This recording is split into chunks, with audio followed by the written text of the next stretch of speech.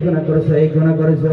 বান্দা যখন স্বীকার করবে না, স্বীকার করবে না, স্বীকার যখন করবে না, আল্লাহ রাব্বুল আলামিন কোরআনের মধ্যে সূরা ইয়াসিনের মধ্যে জানিয়ে দিয়েছে, ইয়াউমা নাখতিমু আলা আফওয়াহিহিম ওয়া তুকাল্লিমুনা আইদিহিম ওয়া তাশহাদু আরজুলুহুম বিমা কানু ইয়াকসিবুন।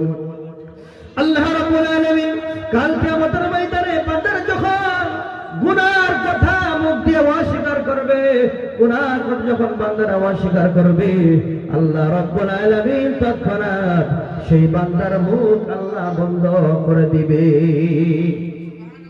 সেই বান্দার মুখ বন্ধ করে দিবে। সেই বান্দা মুখ দিয়ে আর কথা বলতে পারবে না।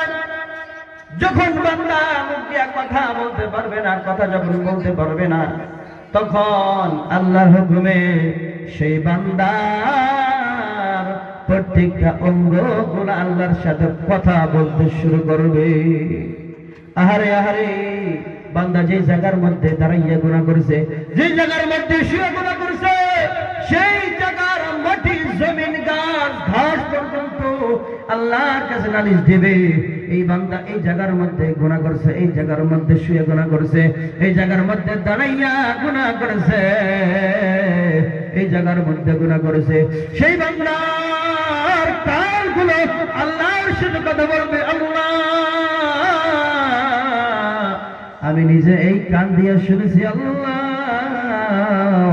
সেই বান্দা এই গুনাহ করেছে, অমুক গুনাহ করেছে। সেই বান্দার চোখগুলো কথা বলতে শুরু করবে আল্লাহর সঙ্গে, আল্লাহর সঙ্গে কথা বলতে শুরু করবে, চোখগুলো কথা বলতে শুরু করবে, আল্লাহ আমি চোখ, আমি এই চোখ দিয়া দেখেছি সেই বান্দা গুনাহ করেছে, গুনাহ করেছে। সেই বান্দার হাতগুলো কথা বলতে শুরু করবে, সেই বান্দার পাগুলো কথা বলতে শুরু করবে, সর্বশেষ সেই বান্দার শরীরের চামড়া পর্যন্ত কথা বলতে শুরু করবে। একটা জোরে জোরে বলুন, সেই দিন আমাদের কি বাঁচার রাস্তা থাকবে কি না থাকবে গো? কোনো বাঁচার রাস্তা থাকবে না।